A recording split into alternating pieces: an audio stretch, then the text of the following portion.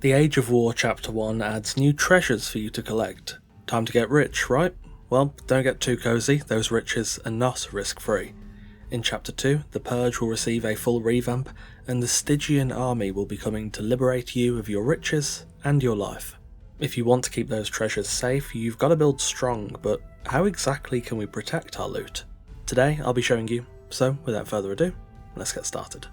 When it comes to defending the treasure room, there are still a few things up in the air, as we don't exactly know how the Stygian Army will handle attacking your base. Dennis said on the reveal stream that they'll head for your treasure room, but we don't know if they only have to be in the radius, or if they actually have to get to the chest. I'm putting what I hope is a safe bet on the latter, so if we can defend our chest, we can keep our treasure safe. If it turns out different in the future, I'll make, of course, an updated video. Firstly, you'll want to make sure you're using the environment well. If you're building a large base, it's a good idea to place at least one side of your base in an inaccessible location. This can be near the edge of the cliff, as if the Stygian Army can't climb, they can't access it, reducing the angles you have to defend. With that covered, onto the treasure room itself. The core concept we're using here is called structural layering. This is something I've mentioned before in relation to building aesthetics, but the concept will also work here for defending a valuable part of your base. The idea is to basically protect that room by layering extra rooms and structures around and on top of it, putting obstacles between the room and the Stygian Army. Let's start with our treasure room, a spacious 5x6. Bear in mind this is all an example of how I would defend a treasure room, you don't have to replicate this exact design, it's more the core concept.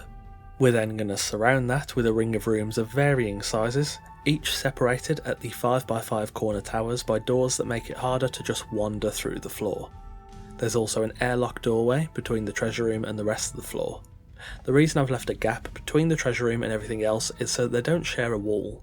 A purge would thus have to destroy two walls or the airlock door to access it, rather than just break through a single wall tile. Let's go to the next floor up. We've gone up 3 tiles, but the treasure room will only be 2 tiles. You can bridge that 1 tile gap by using pillars or another ring of walls, or both. The reason it's here is that the next floor up doesn't share a ceiling tile with the treasure room, same concept as before.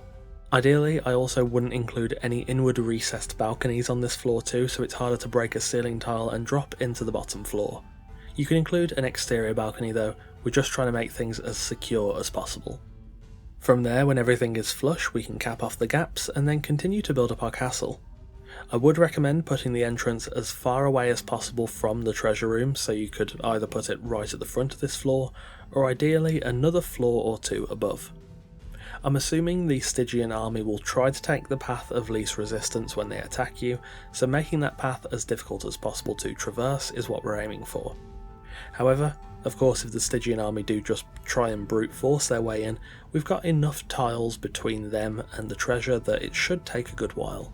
Back to making things difficult through the path of least resistance. For that reason, the staircase is going to run a very convoluted path in this build, across the floors, with the entrance on the 2nd floor.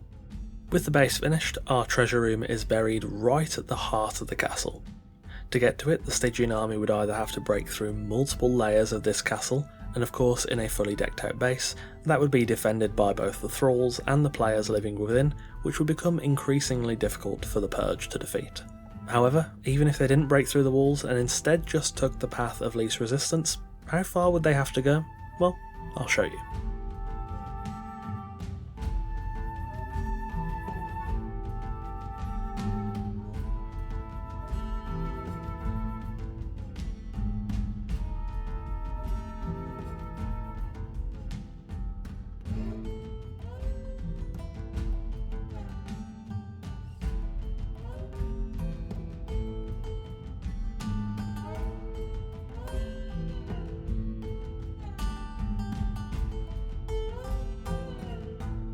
Now of course you don't have to build an enormous castle like this, there are tons of other designs you can use, but the core concept of, well, basically burying your treasure room in your base remains the same. By putting rooms, obstacles and defensive structures around it, and reducing the angles from which it can be breached, your treasure room becomes much safer. Another note is that if you really want your treasure to be safe, keep it all in that room. It is very tempting to place some treasures in your throne room or your dining room, but if you want them all to be kept as safe as possible, again, just chuck them all in the treasure room. There are some other options, like placing your treasure room at the top of a tower.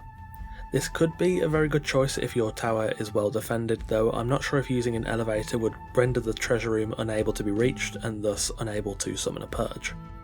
However, if you're going to do this, the base of your tower needs to be heavily defended.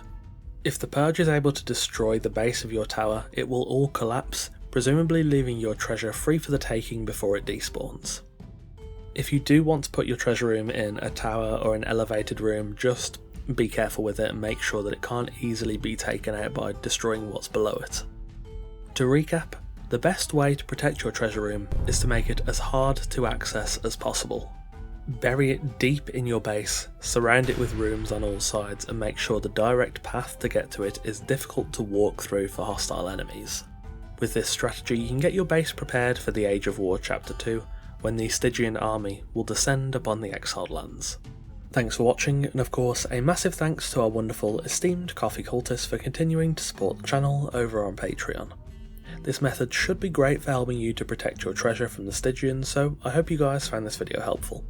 Again, thanks for watching, take care, and I'll see you soon.